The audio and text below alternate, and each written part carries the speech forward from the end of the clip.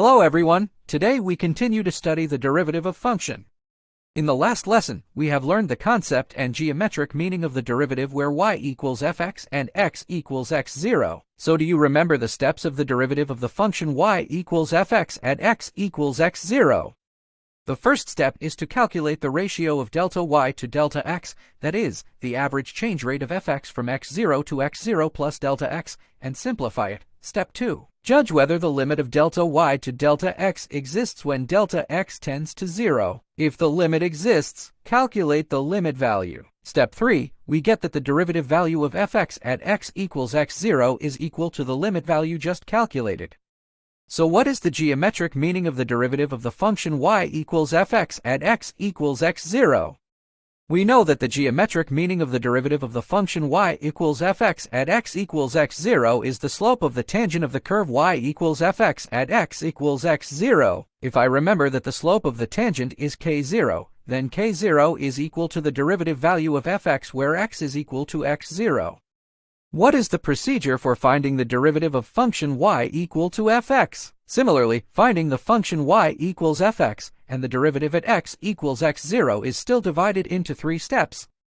The first step is to calculate the ratio of delta y to delta x, that is, to calculate the average change rate of fx from x to x plus delta, and simplify it. Step 2. Judge whether the limit of delta y to delta x exists when delta x tends to 0. If so, calculate the limit value. Step 3. We get that the derivative of y equals fx equals this limit value. So, should we follow these 3 steps to solve the derivative problem of complex functions in the future? This is obviously troublesome. We have learned basic elementary functions in the required textbooks, and know that many complex functions are obtained from basic elementary functions through addition, subtraction, multiplication, division, and other operations. Therefore, we consider whether we can first find the derivative of the basic elementary function, and then study the algorithm of the derivative, so that we can find the derivative of the complex function according to the algorithm of the derivative and the derivative of the basic elementary function. In this lesson, we mainly discuss the derivatives of basic elementary functions. First, let's take a look at how to find the derivative of function y equal to constant c. According to the steps of finding the derivative of a function we just reviewed, we will do it in 3 steps. The first step is to find the ratio of y to delta x. Since the function fx is equal to the constant c, the ratio of delta y to delta x is equal to 0. So obviously we can get that when delta x tends to 0, the limit value of delta y delta x is equal to 0. The derivative of function fx equals constant c is 0. So, if y is equal to a constant and c is a function of distance as a function of time, what is the physical meaning of the derivative of y being equal to 0?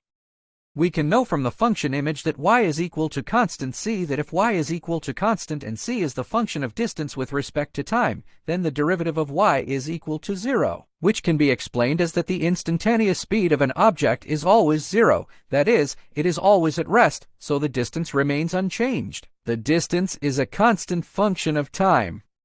Now, let's see how to find the derivative of function fx equal to x. According to what we just reviewed, the steps of finding the derivative of a function are still divided into 3 steps. Step 1. Calculate the ratio of delta y to delta x. We substitute x plus delta x into the fx analytic formula. After simplification, we can get that delta y ratio delta x is equal to 1. When delta x tends to 0, the limit value of delta y to delta x is equal to 1. So the derivative of function fx equals x equals 1. So, if y equals x as a function of distance with respect to time, what is the physical meaning of the derivative of y equal to 1?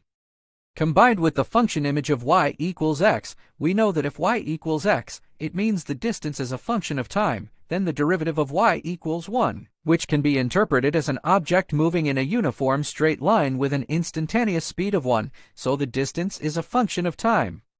Now let's take a look at how to find the derivative of the function fx equal to x squared. We still proceed in 3 steps.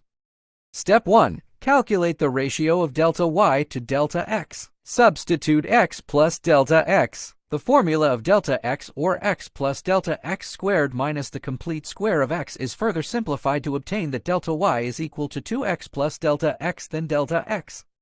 Then we can see that when delta x tends to 0, the limit of delta y to delta x is equal to 2x. So the derivative of the function fx equals x squared is 2x. What is the geometric meaning of the derivative of y being equal to 2x? We combine the image where the function y is equal to x. We can know that the derivative of y is equal to 2x, which means that the function y is equal to the point x on the square image of x, and the slope of the tangent at y is equal to 2x. It means that the slope of the tangent is also changing with the change of x. On the other hand, from the derivative as a function of the instantaneous rate of change at a point, the derivative of y is equal to 2x, indicating that when x is less than 0, the absolute value of the derivative of y becomes smaller and smaller as x increases, so the reduction of y equals to the square of x becomes slower and slower. When x is greater than 0, with the increase of x, the absolute value of the derivative of y becomes larger and larger, and y equals the square of x increases faster and faster. So, if y is equal to x squared as a function of distance with respect to time, what is the physical meaning of the derivative of y being equal to 2x?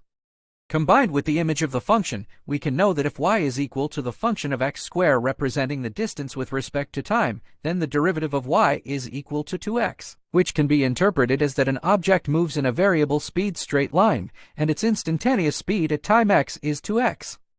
Now, let's see how to find the derivative of function fx equal to x cubed. We still proceed in 3 steps. The first step is to find the ratio of delta y to delta x. We substitute x plus delta x into the fx analytic formula to get the cube of delta x, or x plus delta x cubed minus x. So here comes the calculation of the cube of x plus delta x, which can be treated as the square of x plus delta x, and then multiplied by x plus delta x. Subtract the cube of x, then the edge here can be expanded by the complete square formula, and further simplified. Finally, we can simplify it to 3x squared plus 3x times delta x plus delta x squared. Then we can get that when delta x tends to 0, the limit value of delta y to delta x is equal to 3x squared. So the derivative of the function fx equal to x cubed is 3x squared. So what is the geometric meaning of the derivative of y equals 3x squared? Combining with the image of y equals to x cubic function, we can see that the derivative of y is equal to 3x squared, which means that the slope of the tangent at y is 3x squared at the point x on the image where the function y is equal to x cubic, indicating that the slope of the tangent is also changing with the change of x, and it is a non-negative number. Now let's take a look at how to find the derivative of the function fx equal to 1 of x. We still need to proceed in 3 steps. Step 1. Calculate the ratio of delta y divided by delta x. By taking x plus delta x minus fx0 divided by delta x analytic simplification, we can further get negative 1 of x squared plus x multiplied by delta x. Further, we can get that when delta x tends to 0, the limit value of delta y to delta x is equal to 1 of negative x squared. That is, the derivative of the function fx equals 1 of x is equal to negative 1 of x squared.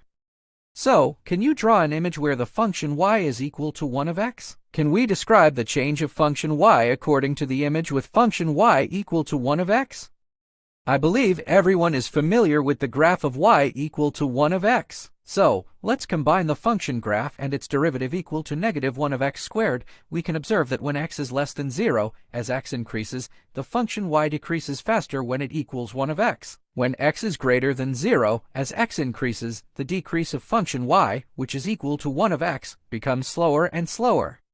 What is the tangent equation at points 1 and 1 when curve y is equal to 1 of x? Let's first analyze this issue. The equation that requires a tangent is the equation that requires a straight line. According to the known conditions, point 11 is a point on the tangent line, and g is a point on the line. Therefore, we only need to know the slope of the line to write the equation of the line. Based on the geometric meaning of the derivative at a point, we can obtain it. The slope of the tangent is the derivative of the function y equal to 1 of x at x equal to 1. And we have just calculated the derivative of this function. Substituting x equals 1, we can obtain the corresponding derivative value, which is the slope value. So we can substitute point 1 and 1 slope into the oblique equation of the line, and find the equation of the line. Specifically, we can solve it this way, because the derivative of y is equal to negative x squared, so y is equal to 1 of x, and the derivative at x equals 1 is negative 1. The slope of the tangent is negative 1, so we can write the equation for the tangent as y minus 1 equals negative 1 times x minus 1, further simplifying it as x plus y minus 2 equals 0. Now let's take a look at how to find the derivative of the function f(x) equal to the root x. We will still proceed in 3 steps. The first step is to calculate the ratio of delta y to delta x, add x to delta x and substitute it into the f(x) analytical formula to obtain delta y. The ratio of delta y to delta x is equal to the root of delta x plus delta x minus the root of x. From this formula, we can see that it is not easy to find the limit value of delta y to delta x when delta x approaches 0. So we need to further simplify and organize it. We multiply both the numerator and denominator by x below the root, delta x, and then x below the root. This way, the numerator can extract a square difference formula and further simplify it into the form of x below the root, delta x, and a half of x below the root.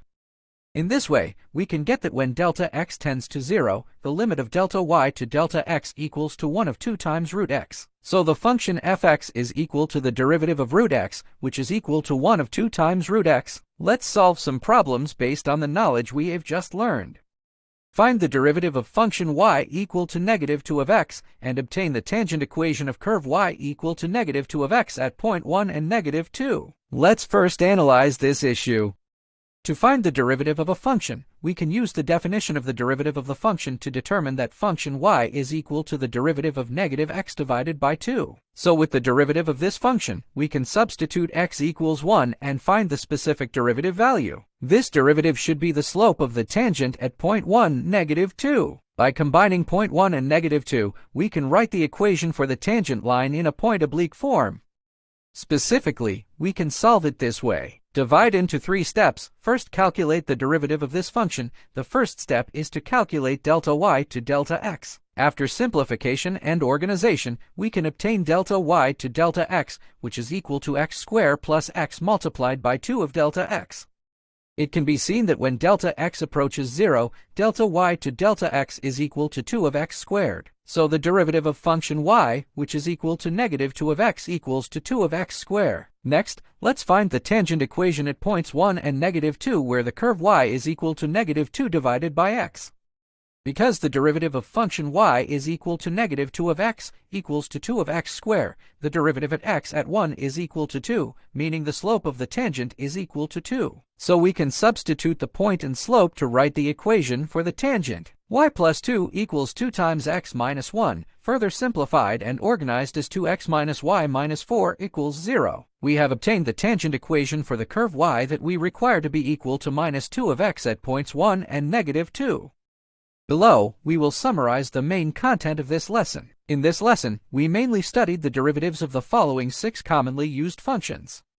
The derivative of f(x) is equal to a constant function being 0.